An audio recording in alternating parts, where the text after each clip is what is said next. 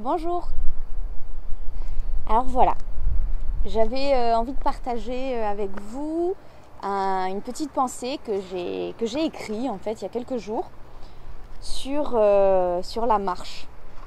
Voilà, sur la marche. Le titre serait La marche, une vie. Voilà. Donc marcher, cela peut sembler simple, mais lorsque les sentiers sont cassés, caillouteux, plein de trous, et que tu es pieds nus, car à quoi bon marcher si ce n'est pas pour sentir la terre, la vie qui me soutient tous les jours en contact direct avec ma peau. En tout cas, moi, c'est ce que je choisis de vivre ici, dans cet endroit naturel où je suis en ce moment. Donc, bref, marcher pieds nus dans des chemins naturels est chose parfois difficile. Pour moi, il faut anticiper, accepter de porter le regard loin, car le reste de ton corps a une mémoire pour se débrouiller seul. C'est assez facile quand c'est une belle étendue d'herbe, bien plate. Mais j'ai remarqué que quand le terrain devient plus périlleux, hop, mon regard se baisse, mon regard change et se focalise sur le pas de devant, sans penser à la suite ou au reste. Et à chaque fois, c'est le pas de devant et pas plus. Ça me ralentit et en plus, ça me déséquilibre. C'est paradoxal.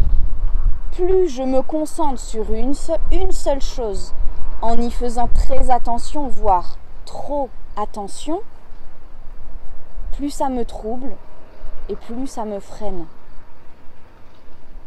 Alors, j'ai fait l'expérience, même si pour moi elle est un peu vertigineuse. Donc j'ai fait l'expérience de regarder plus loin, non pas le regard en bas, mais le regard en oblique avant. Et là, c'est comme si mes pieds et le reste de mon corps se débrouillaient tout seuls. Je leur donne juste l'indication avec mon regard de quel est l'état du chemin pour que tout se mette en route tout seul. Par contre, il faut être clair dans le choix de son chemin et ne pas faire plusieurs choix en même temps car ça ramène à un frein et à une déstabilisation.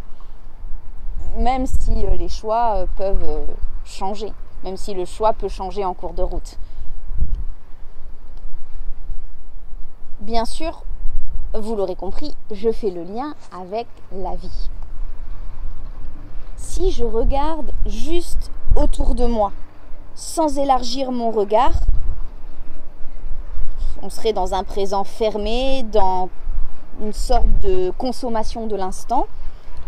Donc, si je fais ça, que je reste avec ce regard autour de moi, je restreins mon champ des possibles.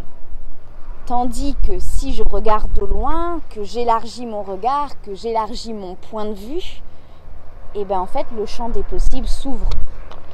J'avance plus vite, j'accélère même dans mon évolution. Je reviens à cette idée d'être pieds nus. Donc être pieds nus serait pour moi dans la vie de tous les jours, donc être soi à l'essentiel, sans toutes les couches, les masques que je me mets, que je m'impose et que j'impose aux autres. Être pieds nus, ça serait en quelque sorte oser être vulnérable et trouver la force à sa source, en profondeur, lorsque je me fais mal ou que je me mets en danger. Certes, les chaussures m'apportent un soutien, une aide, mais je trouve intéressant de pouvoir faire sans, en me disant « et si ça n'existait pas ?» Quand dans la vie, il arrive des choses difficiles, on a tendance à s'accrocher à ces choses, à y prêter toute notre attention et notre concentration. Alors que parfois, il suffit de s'éloigner du sujet pour qu'il se résolve. Le lâcher-prise. Voilà le texte. Après, il y a une petite anecdote. C'est que donc j'ai écrit ce texte Et après l'avoir écrit ce texte, écrit cette pensée, après l'avoir écrit, je suis allée voir Ludo pour le partager avec lui, pour en discuter un petit peu.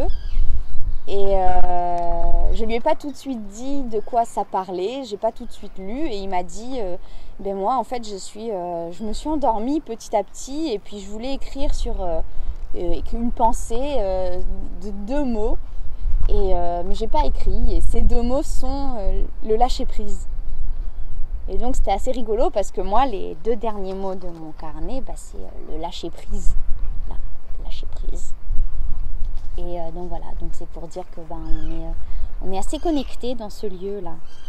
Donc ce qui se passe, c'est que peut-être, je pense tout de suite, Ludo il prend le relais et donc il va parler un peu sur sa pensée du lâcher prise. Voilà.